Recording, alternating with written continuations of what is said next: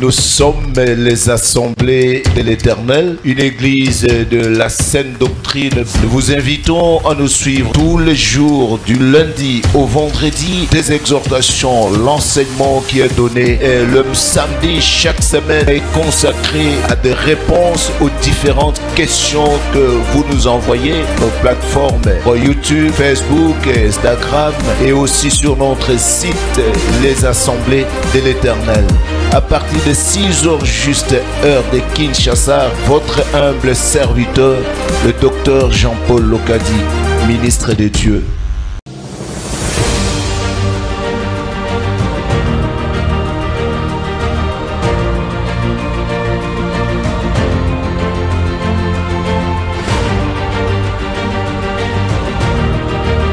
À cette télévision, la chaîne de la saine doctrine.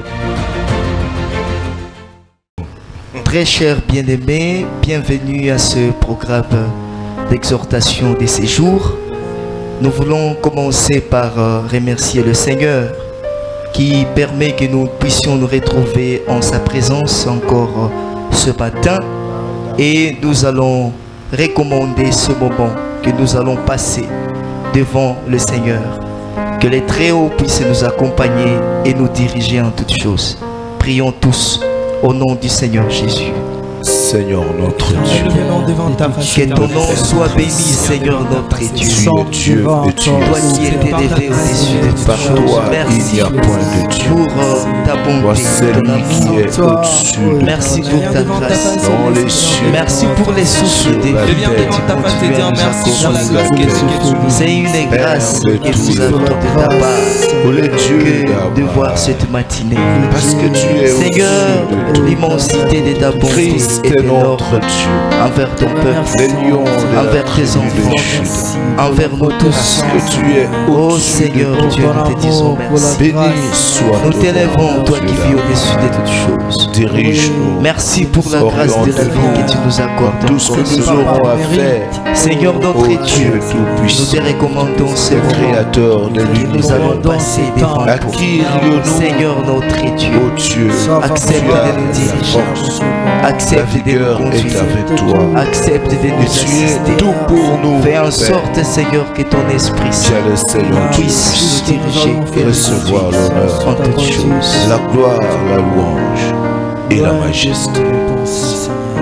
Nous allons suivre, très cher bien-aimé, la prière de l'homme de Dieu qui va solliciter la miséricorde du Seigneur sur tout un chacun de nous, implorant que le Seigneur puisse nous agréer en sa présence. Suivons la prière. Éternel le Dieu Tout-Puissant, le Créateur de choses visibles et invisibles, les Très-Hauts, nous voici une fois de plus devant toi. Venons solliciter ta bonté, ta miséricorde, ta pitié, ô Éternel et Dieu Tout-Puissant, en faveur de tous, pour qu'il nous soit donné de ta part la possibilité d'accéder devant ton trône, ô Éternel et Dieu Tout-Puissant. Déploie, ô Éternel Dieu, ta bannière sur nous, car il est dit que la bannière que tu déploies sur nous, c'est l'amour.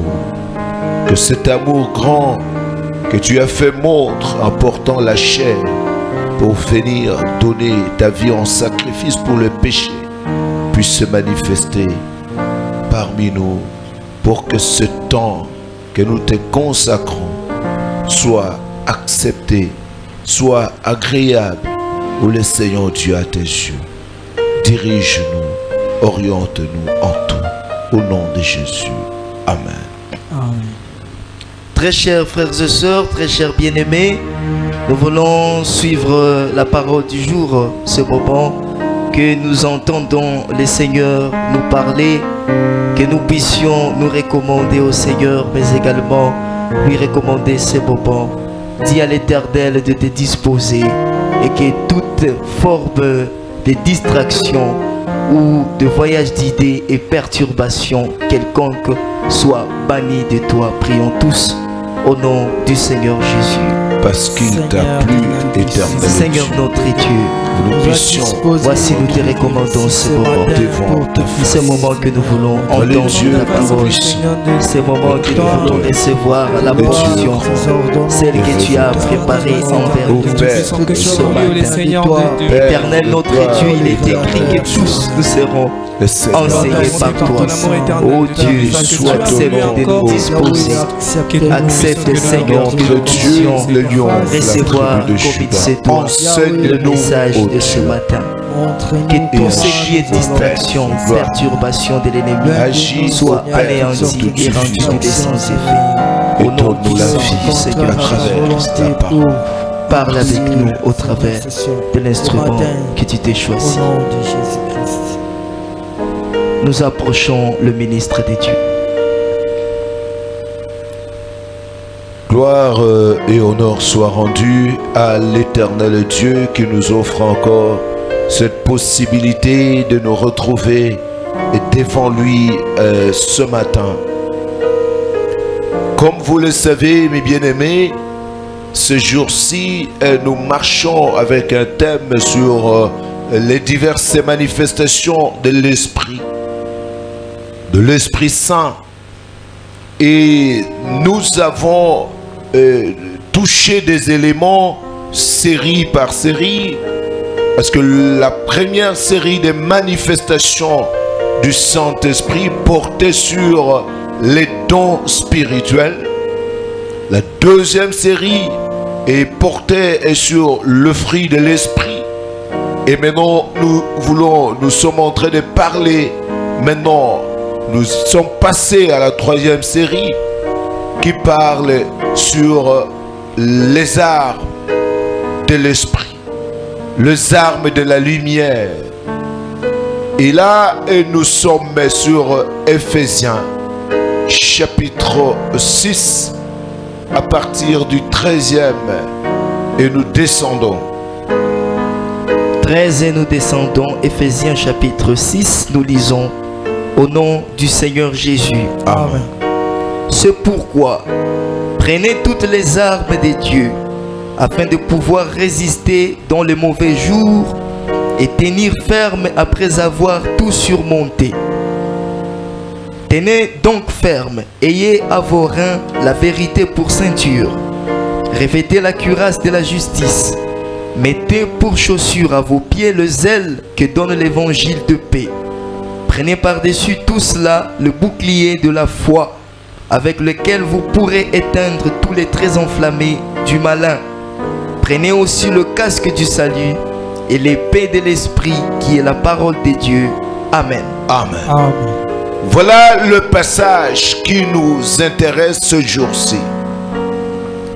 Nous avons expliqué que les dons spirituels nous aident à servir le Seigneur.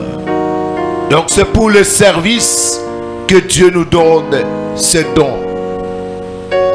Tandis que le fruit de l'Esprit nous aide à manifester la vie de Dieu à travers notre vie, à travers notre manière d'agir, de réagir, à travers nos attitudes, notre conduite et tout ce que nous pouvons faire pour que nous puissions vivre en conformité avec Christ.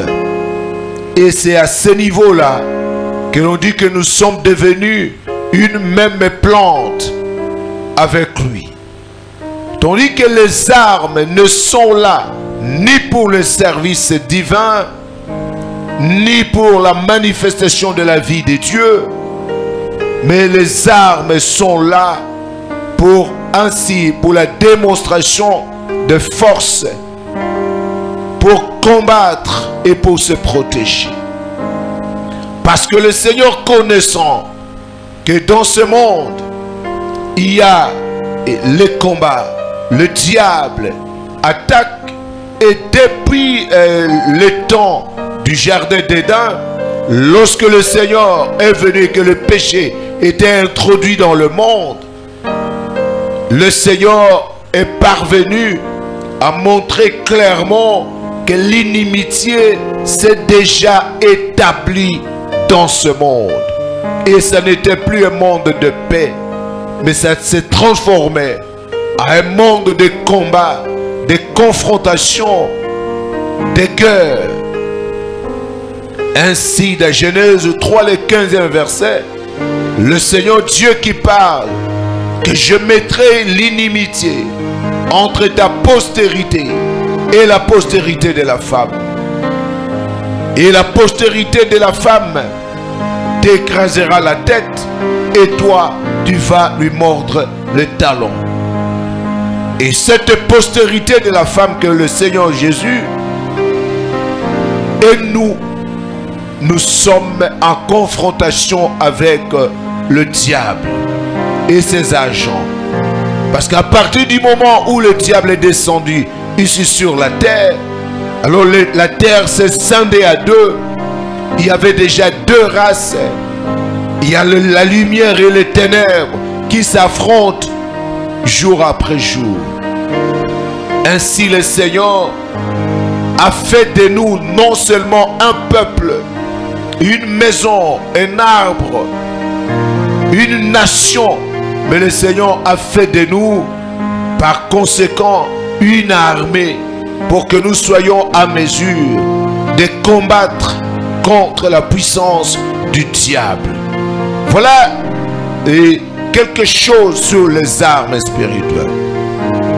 Et nous avons compris qu'il y en a deux types par rapport au rôle que ces armes jouent. Il y a les armes offensives et les armes défensives. Donc il y a des armes que nous utilisons pour combattre, pour attaquer, et les armes que nous utilisons pour nous protéger. Et nous avons relevé un élément, que dans ce monde, tel que les choses se passent, même ceux-là qui disent qu'ils sont enfants de Dieu, ignorent presque totalement la question des armes spirituelles. Et ils passent outre. C'est à cause de cela que le diable continue à gagner du terrain. Parce que, au lieu d'utiliser des armes vraies, les gens utilisent des armes illusoires. Ils sont dans des illusions et dans des hallucinations. Ce qui fait qu'il y a l'inefficacité. À part le fait de parler que ces armes sont de deux catégories, nous avons aussi touché l'élément qui montre que ces armes ne sont pas charnelles. Ces armes ne sont pas charnelles. Donc il ne faut jamais s'imaginer de quelque chose de matériel, de quelque chose de charnel pour ainsi constituer l'arme spirituelle. Donc il n'y a rien de matériel, rien de charnel parmi les armes de l'esprit. Nous avons aussi touché et la cible que nous visons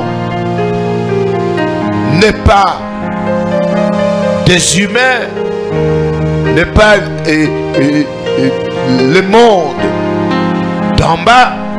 Ce n'est pas une chose matérielle. Notre ennemi n'est pas matériel. C'est pourquoi il est écrit que nous ne combattons pas contre la chair et le sang, mais nous combattons contre les dominations, contre les autorités, contre le prince de ce monde des ténèbres, contre les esprits méchants dans les lieux célestes. Donc il faut mettre au-dedans de nous que lorsque nous combattons spirituellement, ne sommes pas en train d'attaquer les hommes. Nous ne sommes pas en train de combattre contre tout ce qui a le sang et la chair. Parce que les armes que nous avons ne sont pas charnelles. Par conséquent, ça ne détruit pas des choses charnelles. Et nous avons aussi parlé de quelques éléments autres du rôle de ces armes. Et lorsque nous avons parlé du rôle des armes spirituelles, nous avons vu que cela nous aide à tenir ferme contre toutes sortes de ruses du diable. Cela nous aide à beaucoup de choses, à renverser les raisonnements, à amener toute pensée captive à l'obéissance de Christ, à nous protéger face aux attaques de l'ennemi, et cela nous permet aussi d'attaquer nos ennemis. Alors que nous étions en train de toucher déjà certaines choses, parce que nous avons déployé la liste des armes spirituelles, et on nous a montré que nous devons avoir la vérité comme étant une arme. Il y a la vérité, l'espérance du salut, il y a la justice, il y a la parole de Dieu, il y a aussi le zèle que donne l'évangile de paix. Mais lorsque nous voyons dans ce monde, avant de toucher les détails sur ces armes, nous voyons avec étonnement la considération de choses parmi des gens même qui se disent être enfants de Dieu, serviteurs de Dieu. Et lorsque nous suivons certaines prières, nous nous posons la question si ces gens ont été enseignés même autour des ABC de la parole, autour du combat spirituel. Nous voyons des gens venir avec des armes à feu, venir avec des machettes, avec des bâtons, pour se dire non, aujourd'hui c'est la prière de combat. Au lieu d'utiliser la vérité, la justice, la parole, l'espérance du salut, la foi, mais ces gens, qu'est-ce qu'ils sont en train de faire? On leur enseigne autre chose. Nous avons touché un premier élément pour montrer, parler du sang de Jésus. Que le sang de Jésus n'a jamais été une arme, et ça ne peut pas nous protéger contre toute puissance du diable. Ça ne peut pas nous protéger. Mais vous voyez dans des prières où je mets l'encadrement du sang de Jésus pour me protéger contre ceci ou contre cela. Nous avons déjà touché cela. Mais aujourd'hui, nous voulons toucher un autre élément qui n'est pas une arme, mais que les gens ont toujours appelé l'arme spirituelle, la prière. Vous serez déçus de comprendre que la prière n'est pas une arme de l'esprit. Ce n'est pas une arme spirituelle. La prière, c'est autre chose. La prière a un autre rôle. Certes, la prière, c'est un moyen. La prière, c'est un moyen. C'est une voie par laquelle nous pouvons utiliser certaines armes spirituelles. Mais la prière elle-même n'est pas une arme. La prière, c'est un moyen pour présenter nos requêtes devant le Seigneur. La prière, c'est un moyen de nous donner la capacité de résister, rendre nos armes efficaces pour que nous puissions résister à la tentation et beaucoup d'autres choses. Mais qu'est-ce que nous sommes en train de voir?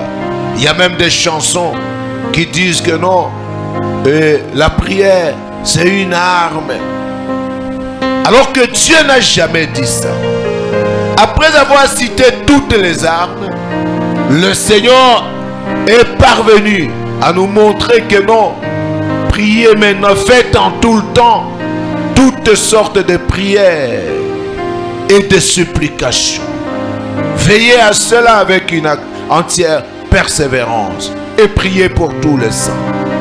Alors la prière n'a jamais été une arme spirituelle. La prière nous aide à utiliser certaines armes, à rendre efficaces les armes spirituelles. Et ça nous sert de voie par laquelle nous les utilisons. Nous sommes dans Romains 15, le 30e verset. Romains chapitre 15, 30. Nous lisons au nom du Seigneur Jésus. Amen. Je vous exhorte, frères, par notre Seigneur Jésus-Christ et par l'amour de l'Esprit, à combattre avec moi en adressant à Dieu des prières en ma faveur. Amen. Amen. Amen. Je vous exhorte, frères, à combattre avec moi en adressant à Dieu des prières en ma faveur. Donc quand on adresse la prière en faveur de l'apôtre Paul, pour que le Seigneur fortifie ton serviteur, il participe dans son combat. Ils sont en train de participer dans son combat parce qu'ils lui viennent en appui, ils lui viennent en aide. Il rappelle le Seigneur que l'on regarde ton serviteur qui se retrouve dans telle difficulté, dans tel combat, que le Seigneur Dieu vient en aide, vient secourir ton serviteur en adressant des prières en ma faveur. Donc en disant à Dieu, Seigneur, sois favorable à ton serviteur. Ce n'est pas à dire que lorsqu'on priait, alors c'est la prière qui s'est transformée en arme. Non. Mais c'est un appui pour le serviteur de Dieu. Parce que j'avais suivi quelqu'un utiliser ce passage pour dire que non. Quand il dit que non, je vous exhorte de combattre avec moi en adressant des prières à Dieu. Or, les prières adressées à Dieu, les prières adressées à Dieu pour chercher la faveur, pour chercher l'aide, pour chercher le secours, ce n'est pas une arme que nous brandissons devant le Seigneur. La liste d'armements est connue. On ne peut pas y ajouter. Comme aujourd'hui, les gens ont des Kalachnikov spirituels. Ils ont même des avions de combat.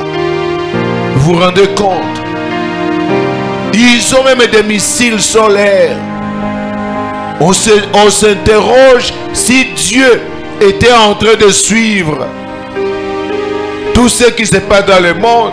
Et finalement, il y a même de ceux-là qui disent aujourd'hui que non, il détient l'arme et il commence à utiliser le nom des armements que le monde est en train de présenter aujourd'hui, de Satan 2 et beaucoup d'autres choses. Ça n'a aucun sens. C'est de la blague, des mauvais coups. La légèreté avec laquelle nous voyons aujourd'hui les gens prendre les choses de Dieu. En tout cas, nous avons toujours été sidérés de voir aujourd'hui combien de fois il y a de la légèreté. Alors vous sentez, c'est pour cette raison vraiment que le roi David était en train de dire qu'il sentait vraiment de la colère quand il voit ceux-là qui sont en train de violer délibérément la parole de l'Éternel. Je suivis un monsieur qui va venir, j'ai posé même la question, est-ce que cet homme-là, ce pasteur, cet apôtre ou ce prophète, d'ailleurs dans leur secte, si c'est un prophète qui est là, alors qu'un prophète doit avoir une révélation de la parole de Dieu, comment les chantres peuvent chanter des bêtises qui ne disent même pas leur nom? Et on dit que dans cette secte-là, dans ce rassemblement, il y a des prophètes, il y a des apôtres, il y a... Non. Prendre les choses du monde et les ramener là-bas. Et les gens sont en train d'acclamer. Oh, vraiment, ce frère, Dieu vraiment l'a inspiré. Alors que toute écriture est inspirée de Dieu. Alors par rapport à quelle écriture il a annoncé cela? Même lorsqu'on lit Colossiens 4, le 12e verset. Colossiens chapitre 4, 12, nous lisons au nom du Seigneur Jésus. Amen. Épaphras, qui est de vôtre, vous salue. Serviteur de Jésus-Christ, il ne cesse de combattre pour vous dans ses prières, afin que, parfait et pleinement persuadé, vous persistiez dans une entière soumission à la volonté de Dieu. Amen. Amen. Épaphras était en train de combattre pour l'église de Colosse dans ses prières. Ce n'est pas la prière qu'il utilise comme une arme, mais c'est dans la prière qu'il était en train de combattre pour que l'église qui était à Colosse puisse demeurer dans une entière soumission. Parce que moyennant la prière, nous utilisons certaines armes. Moyennant la prière, nous avons la possibilité de demander secours au Très-Haut en faveur de l'église pour que le Seigneur donne la force. Parce qu'il y a la différence entre la force et les armes. Il faut que celui qui utilise les armes puisse avoir la force nécessaire pour les utiliser. Toutes les armes peuvent être là, mais tu dois avoir la force nécessaire, la connaissance nécessaire pour l'utilisation de ces armes. Dans les cas contraires, alors tu vas déjà échouer parce que tu ne connais même pas comment les utiliser et tu n'as aucune capacité pour les utiliser.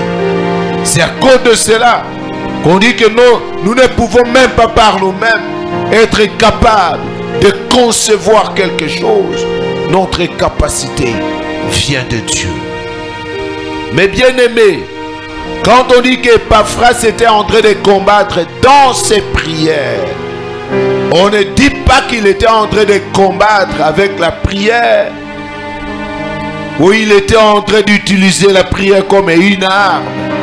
Mais c'est dans cet état de prière qu'il était en train de combattre en faveur de l'église. Parce que quand vous vous mettez à prier, Seigneur, aide ton peuple, le Seigneur Dieu aide telle personne, et qu'à travers la prière, tu utilises aussi des armes spirituelles en rappelant la parole de Dieu au-dedans comme arme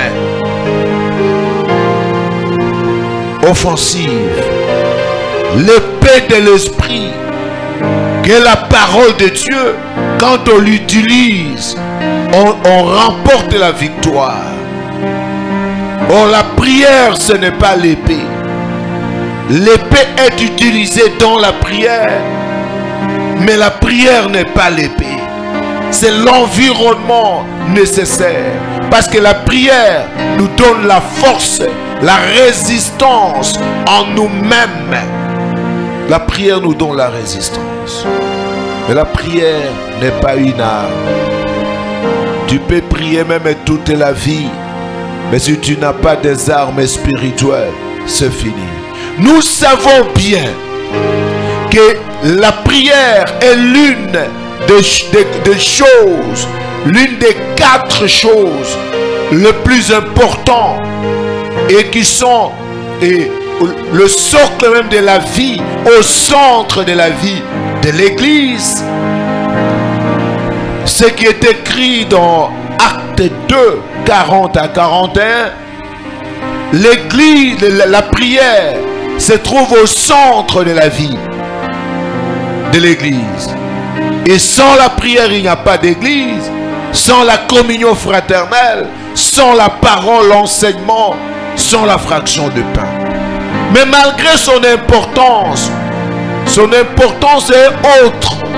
ce n'est pas pour dire que cela est une arme spirituelle. Acte 2. 40 à 41, Actes des Apôtres, chapitre 2. Nous lisons au nom du Seigneur Jésus. Amen. Et par plusieurs autres paroles, il les conjurait et les exhortait, disant: Sauvez-vous de cette génération perverse. Ceux qui acceptèrent sa parole furent baptisés. Et en ce jour-là, le nombre de disciples s'augmenta d'environ 3000 jusqu'à 42. Ils persévéraient dans l'enseignement des apôtres, dans la communion fraternelle, dans la fraction du pain et dans le prière. Amen. Ils persévéraient dans l'enseignement des apôtres, dans la fraction de pain et dans des prières. La prière est au centre de la vie de l'Église. L'enseignement est au-dessus de la liste. Il prend la tête. Il persévérait dans l'enseignement des apôtres pour acquérir la connaissance. Parce que même des prières peuvent être faussées lorsqu'il n'y a pas la connaissance. C'est la connaissance de la parole qui nous donne la possibilité d'adresser des prières intelligentes, des prières conformes à la volonté de Dieu, pas des prières insensées telles que nous les voyons aujourd'hui. Des prières insensées. Vous sentez l'ignorance et les gens sont là-bas. Sang de Jésus, le sang de Jésus. La prière n'est pas une arme. La prière est une voie.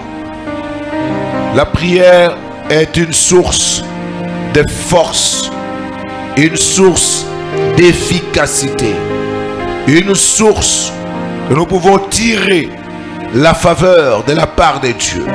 Parce que c'est à travers la prière que nous présentons nos requêtes, nos demandes devant le Seigneur. Nous communiquons avec le Seigneur. Et nous avons la force nécessaire pour utiliser nos armes, pour que nos armes soient efficaces. Parce que sans la prière, les armes ne seront pas efficaces. C'est à cause de cela que le Seigneur Jésus lui-même nous a montré un modèle. Aujourd'hui, vous trouvez même dans des endroits là où on est en train de donner aux gens du sel. Le sel n'a jamais été une arme spirituelle. Le sel n'a jamais été une arme de lumière.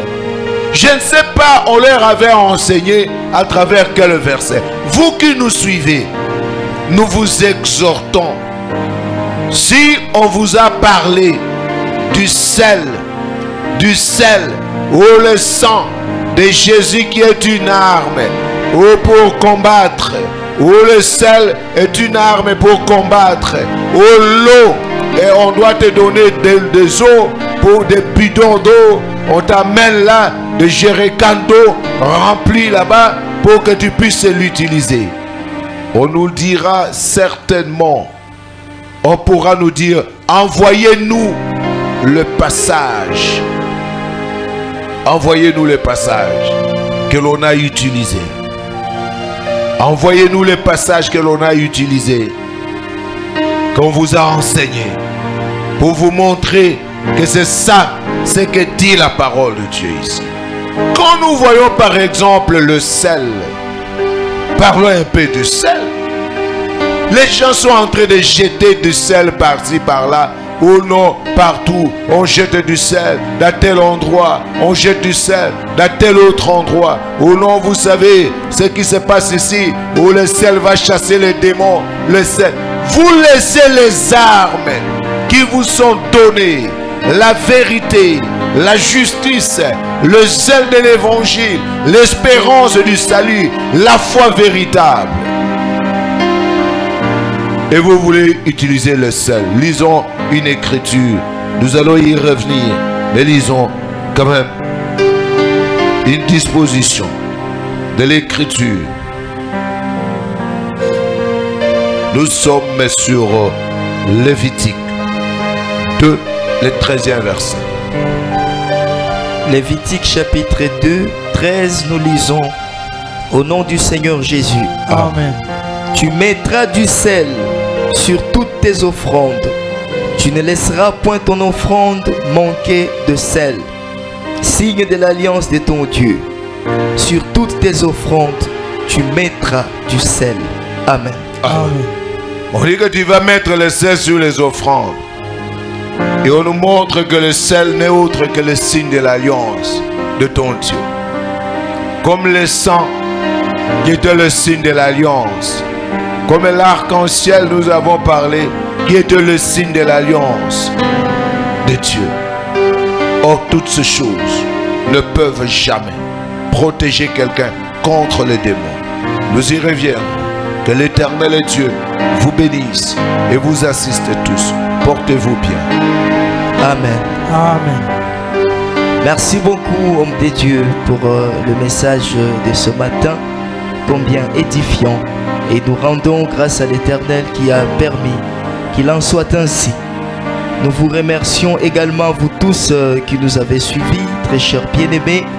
Et voici, nous sommes à la fin de ce programme matinal. Nous allons clôturer par la prière de l'homme de Dieu qui va remercier le Seigneur qui a permis et voulu que nous puissions nous réunir devant sa sainte présence, mais également écouter sa parole. Suivons la prière. Éternel Dieu Tout-Puissant, le Créateur de l'univers, nous sommes devant ta face. Nous avons partagé, ô le Seigneur Dieu, ces éléments avec ton peuple. Ouvre l'intelligence, donne la connaissance à ton peuple pour qu'il ne soit pas berné. Car abandonnant toutes les armes, abandonnant, rejetant l'arsenal que tu as présenté, ton peuple a cherché des détours à travers les faux oins qui ont enseigné des sottises. Viens, Éternel Dieu, redorer l'image de ton Église, de ton peuple, au Dieu, et donner la vraie connaissance pour que les partisans de la doctrine du mal ne puissent l'emporter et que ton peuple soit sauvé parce que tu es Dieu. Nous te disons merci et nous savons que tu agiras au-delà de nos prières. Au nom du Seigneur Jésus. Amen. Amen. Amen. Merci à tous. Bonne suite de journée et au prochain numéro. Merci.